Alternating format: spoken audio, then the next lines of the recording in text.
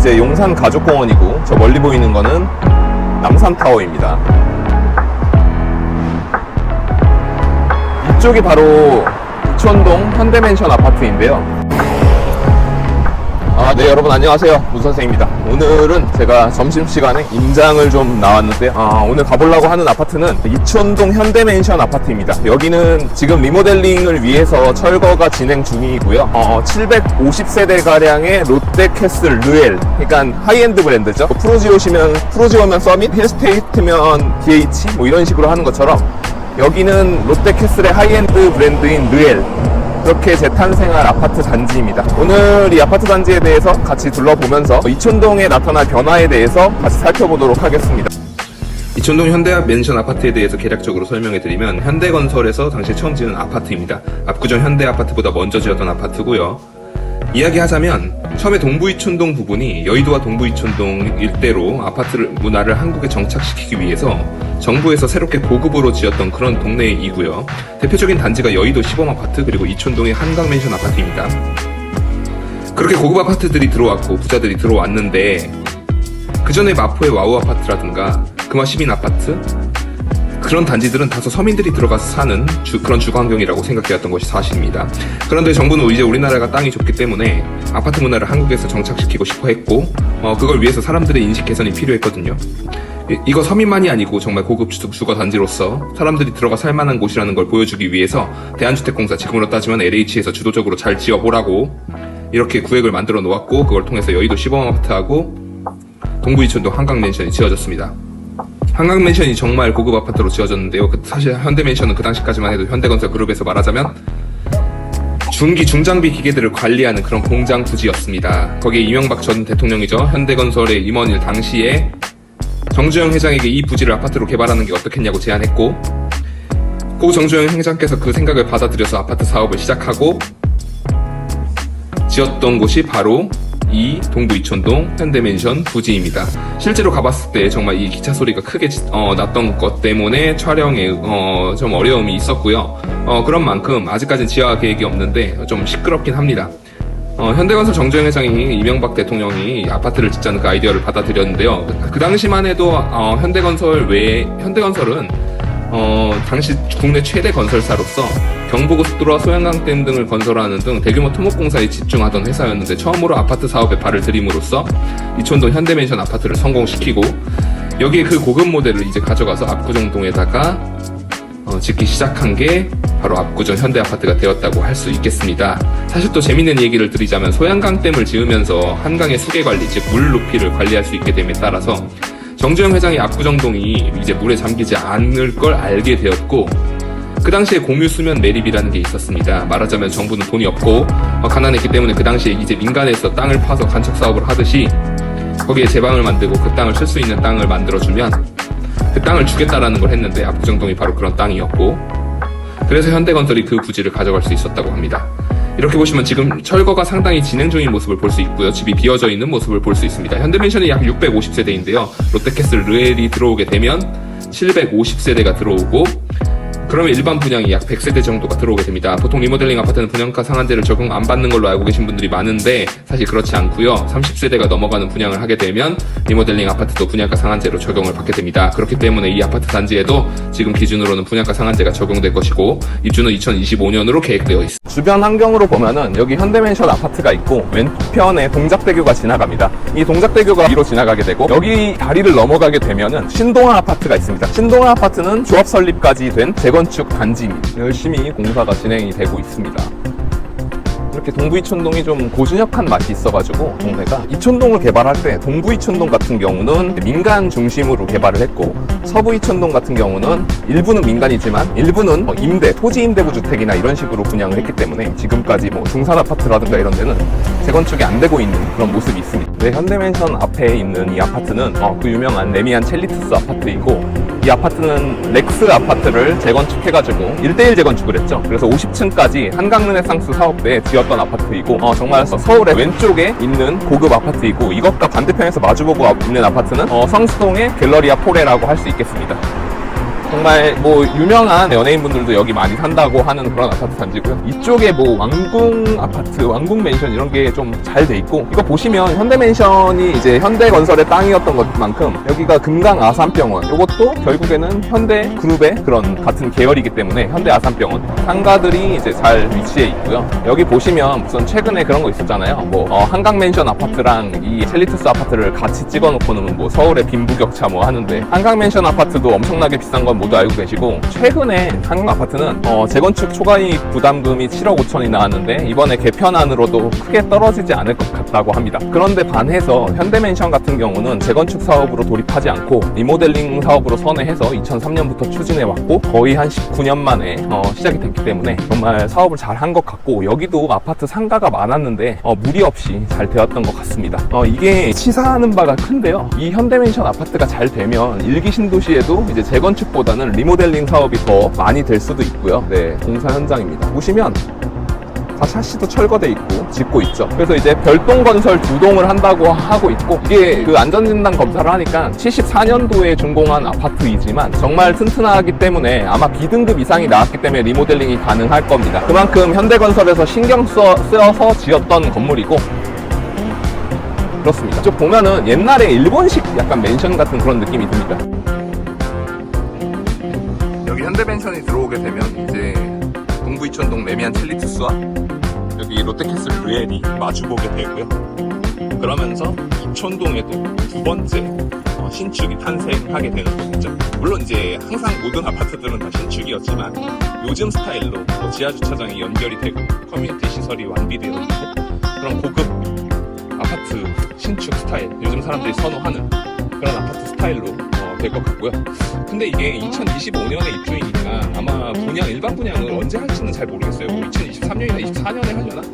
아마 뭐 2024년쯤 할 수도 있겠죠. 근데 그때 부동산 경기가 많이 죽어 있으면 인간 택지 분양가 상한제가 풀리게 되면 여기도 분양가 금액이 싸지 않게 나올 수도 있다 라는 생각이 듭니다. 저는 왠지 그렇게 될 것 같다라는 뇌피셜이 들고 있습니다. 이제 부동산 경기 심리가 빠르게 죽고 있고, 요즘 뭐 집을 안 사셨던 분들이 갑자기 다들 경제 전문가가 되고 노스트라다무스처럼 마치 인하를 기다리고 안 사왔다라고 하고 있는 요즘 세태이기 때문에 뭐 그런 마음들이 많이 퍼질수록 주택 경기는 많이 악화되는 거고, 그럴수록 분양을 받으려는 사람도 적어지고, 그러면 굳이 분양가 상한제를 할 필요가 없어지고, 그러면 결국에 분양가 상한제를 풀게 되고, 그럼 분양가 상한제가 풀리면 분양가가 올라가게 되고, 그럼 또 경쟁률은 떨어지고, 경쟁률이 떨어지면 사람들의 심리는 죽기 때문에 또 분양가 상한제가 없지만 사람들은 로또 분양이 아니니까 더 이상 받으려고 하지 않는 그런 어떤 순환의 고리에 들어갈 수 있다고 생각이 듭니다.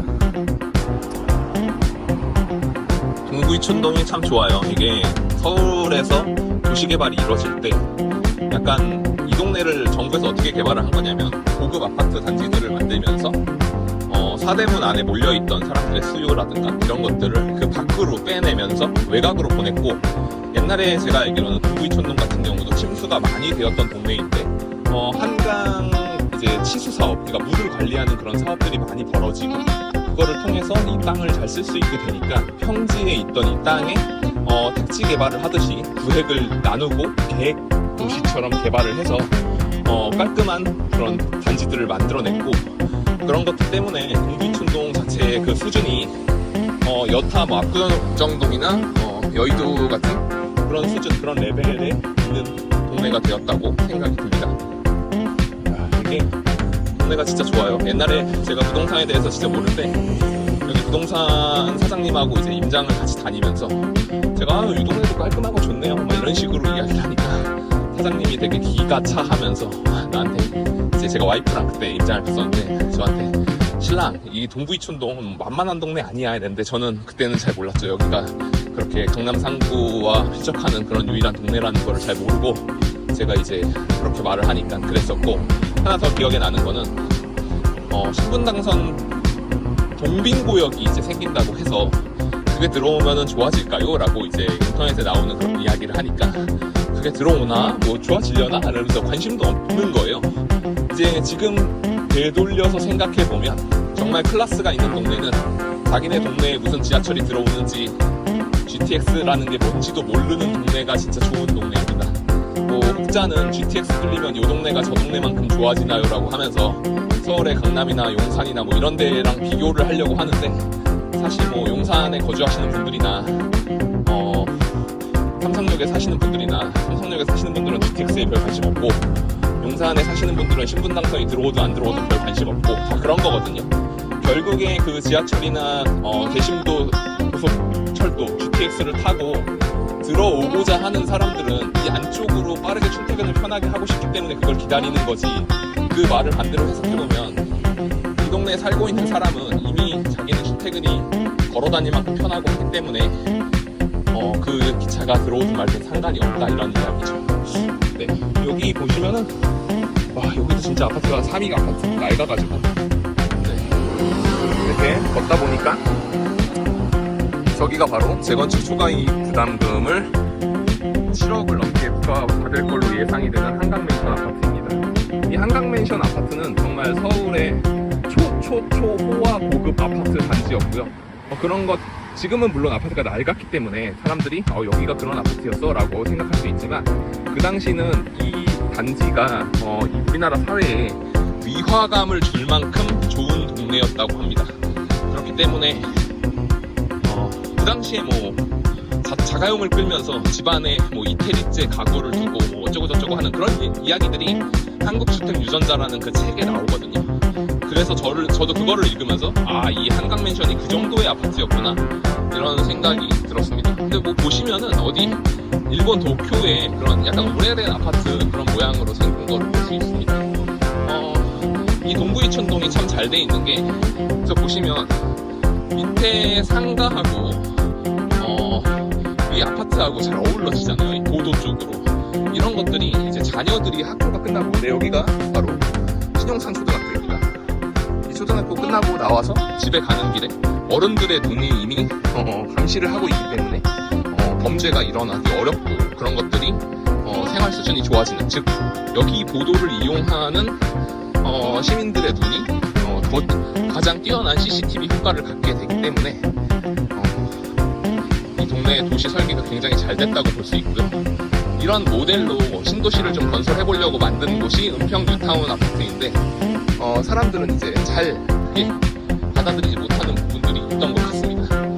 이쪽이 이제 이천동의 전통시장인데요. 이 동네에도 전통시장이 있다. 가면은 뭐 술 먹기 좋습니다. 굉장히 잘 돼 있고.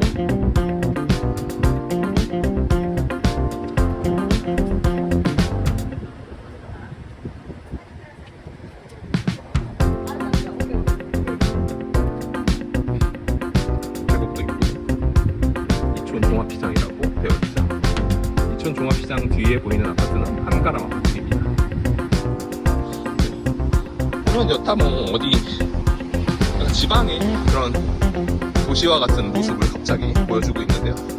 이 동네가 참 술 먹기가 좋아서 저도 여기서 좀 종종 소주도 먹고 그랬던 기억이 있습니다. 여기 이렇게 상가들이 있고, 위에 저게 집인 것 같은데, 참 집이랑 비슷해 같은 그런 식으로 되어 있는데, 일본의 그런 깔끔한 동네와 같은 모습을 보이고 있습니다.